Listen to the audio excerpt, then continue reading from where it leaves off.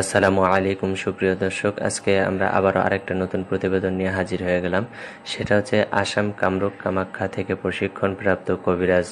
মোহাম্মদ সাইফুল ইসলাম। উনি যে সমস্ত কাজ করে থাকেন সেটা হচ্ছে স্বামী স্ত্রীর অমিল, বিয়ে শাদী হয় না, নিঃসন্তান, জিনের আসর, মানসিক নষ্ট, শরীর বন্ধ করা, বিদেশে বাধা, প্রেম ভালোবাসার ব্যর্থ,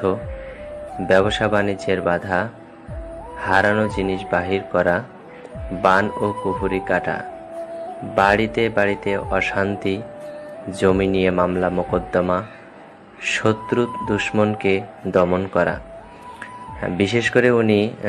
প্রবাসী ভাইদের যে সমস্ত কাজ করে, প্রবাসীদের যে সমস্ত কাজ করে থাকেন সেটা মোবাইলের মাধ্যমে করে থাকেন এবং কাজের আগে